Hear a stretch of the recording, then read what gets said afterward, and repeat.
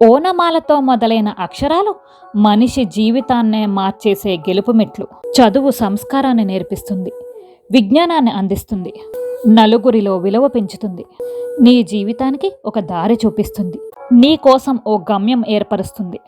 మనం నిగ్రహాన్ని, ఆత్మవిశ్వాసాన్ని కోల్పోకుండా ఏదైనా వినగలిగి నిలబడగలిగే సామర్థ్యమే విద్య. లక్ష్మీదేవి చంచలమైనది, అది ఎల్లప్పుడూ ఒకరి చోట ఉండదు. కానీ సరస్వతీదేవి అలా కాదు. సరస్వతీ కటాక్షం ఉన్నవారికి సర్వత్రా గౌరవం లభిస్తుంది. సరస్వతీ కటాక్షం ఉన్నవారికి లక్ష్మీ కటాక్షం తప్పకుండా లభిస్తుంది. సరస్వతీదేవిని, లక్ష్మీదేవిని మనం ఎల్లప్పుడూ పూజిస్తూనే ఉండాలి. కానీ ప్రత్యేకమైన తిథుల్లో మనం అమ్మవారిని కానీ పూజిస్తే విశేష ఫలితం లభిస్తుంది. అందులో ముఖ్యమైనది వసంత పంచమి. మాఘ శుద్ధ పంచమినే వసంత పంచమి అంటారు. దీనినే శ్రీ పంచమి, మదన పంచమి అని కూడా అంటారు. మాఘశుద్ధ పంచమి రోజు సరస్వతీదేవి జన్మించిన రోజు. ఈ పండుగను యావత్ భారతదేశం విశేషంగా జరుపుకుంటారు. ఈరోజు సరస్వతీదేవితో పాటు రతి మన్మధులను కూడా పూజిస్తారు. కొన్ని ప్రత్యేకమైన దానాలు కూడా చేస్తారు.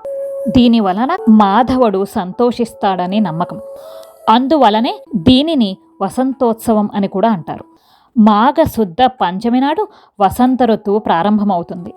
ఈనాడు విష్ణువుని పూజిస్తారు. చైత్ర శుద్ధ పంచమి నాడులాగే బ్రాహ్మణులకు సంతర్పణ చేయాలని వ్రత చూడామణిలో చెప్పబడినది. సరస్వతీదేవిని మాఘ పంచమి నాడు శ్రీ పంచమి పేరిట ఆరాధిస్తారు. సర్వ విద్యలకు ఆధారం వాగ్దేవే కనుక చిన్న పెద్ద తేడా లేకుండా పుస్తకాలు, కళలు అమ్మవారి దగ్గర పెట్టి ఈ రోజున ఆరాధిస్తారు. సంగీత, నృత్య సాహిత్యాలకు కూడా ఈ దేవియే మూలం కనుక ఈ తల్లిని నృత్య కేళీ విలాసాలతో స్తుతిస్తారు. ఈ శ్రీ పంచమిని వసంత పంచమి అని, మదన పంచమి అని అంటారు. ఈ తల్లిని జ్ఞానప్రాప్తి కోసం ఆరాధించమని బ్రహ్మ వైవర్త పురాణంలో చెప్పబడినది. ఈ శ్రీ పంచమి రోజు సరస్వతిని ఆరాధించే విధి విధానాలను నారదునికి శ్రీమన్నారాయణుడు వివరించినట్లు దేవీ భాగవతంలో చెప్పబడినది. మాఘమాసం శిశిరు ఋతువులో వసంతుని స్వాగత చిహ్నంగా ఈ పంచమిని భావిస్తారు. ఋతురాజు వసంతుడు కనుకన వసంతుణ్ణి ప్రేమను కలిగించేవాడు మదనుడు కనుక మదనుడిని అనురాగవల్లి అయిన రతీదేవిని ఆరాధన చేయడం కూడా శ్రీ పంచమి నాడే కనబడుతుంది. వీరి ముగ్గురిని పూజించడం వల్ల వ్యక్తుల మధ్య ప్రేమాభిమానాలు కలుగుతాయి.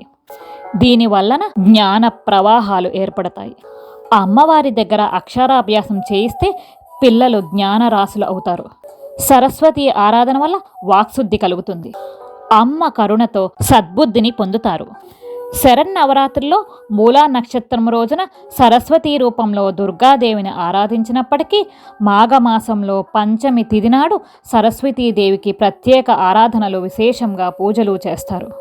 చంద్రిక, చంద్రవదన, తీవ్ర, మహాభద్ర, మహాబల, భోగద, భారతి, భామ, గోవింద, గోమతి, శివ అని ప్రతిరోజు కానీ, పంచమి నాడు సప్తమి తిథిలో కానీ, సరస్వతి జన్మ నక్షత్రం రోజు కానీ పూజించిన వారికి ఆ తల్లి కరుణా కటాక్షాలు పుష్కలంగా లభిస్తాయి. అహింసకు అధినాయక సరస్వతీదేవి. సరహ అంటే కాంతి, కాంతిని ఇచ్చేది కనుక సరస్వతి అయినది. అజ్ఞాన తిమిరాధకారాన్ని దూరం చేసి విజ్ఞాన కాంతి కిరణ పుంజాన్ని వెదజల్లే దేవత సరస్వతీదేవి. ఈ అహింసామూర్తి తెల్లని పద్మములో ఆసీనురాలై వీణ, పుస్తకం, జపమాల, అభయముద్రను ధరించి ఉంటుంది. అహింసామూర్తి కనుకనే ఈ తల్లి చేతిలో ఎటువంటి ఆయుధాలు ఉండవు. జ్ఞాన కాంతిని పొందిన వారికి ఆయుధాలు అవసరం ఏమీ ఉండదు కదా. ఈ తల్లిని తెల్లని పుష్పాలతోనూ, శ్వేత వస్త్రాలతోనూ, శ్రీగంధంతోనూ అలంకరిస్తారు. పచ్చని వస్త్రాలను లేక తెల్లని వస్త్రాలను ధరించి తెల్లని పూలతో పూజ చేసి క్షీరాన్నాన్ని, నేతితో కూడిన వంటలను, నారికేళాన్ని, అరటిపళ్లను, చెరుకును నివేదన చేస్తారు. ఇలా చేసిన వారికి ఆ తల్లి చల్లని చూపులలో అపార విజ్ఞాన రాశిని పొందవచ్చు. వాగేశ్వరి, మహాసరస్వతి, సిద్ధ సరస్వతి, నీల సరస్వతి, ధారాణ సరస్వతి, పరా సరస్వతి, బాలా సరస్వతి ఇలా అనేక నామాలు ఉన్నప్పటికీ సామాం పాతు సరస్వతి అని పూజించేవారు ఆ తల్లికి ఎక్కువ ప్రేమ పాత్రలు. సరస్వతీదేవికి షోడశోపచార పూజలు చేసి సర్వవేళల సర్వావస్థలయందు నాతోనే ఉండమని ప్రార్థిస్తారు. వ్యాస వాల్మీకాదులు కూడా ఈ తల్లి అనుగ్రహంతోనే వేద విభజన చేయడం, పురాణాలు, గ్రంథాలు, కావ్యాలు రచించడం జరిగింది. పూర్వము ఆదిశంకరాచార్యులు కూడా ఈ తల్లిని ఆరాధించేవారు. సరస్వతీ మంత్రాన్ని విద్యా మంత్రం అని కూడా పిలుస్తారు. ఎందుకంటే దాని సాధారణ పఠనం విద్య మరియు విజ్ఞానాన్ని పొందడంలో ఎదురయ్యే అన్ని అడ్డంకులు తొలగిస్తుందని నమ్మకం. సరస్వతీ మంత్రం జ్ఞానాన్ని కోరుకునే వారి మనస్సులను ప్రశాంతత చేకూరుస్తుంది.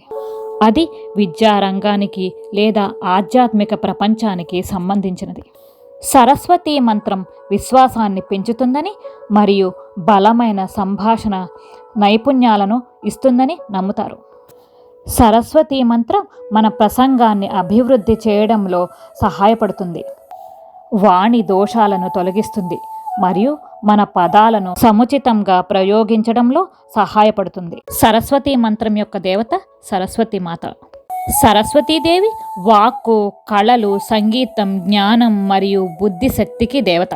సరస్వతీదేవిని వాగ్దేవి అని కూడా పిలుస్తారు. ఈవిడ వాక్కు మరియు ధ్వని యొక్క దేవత.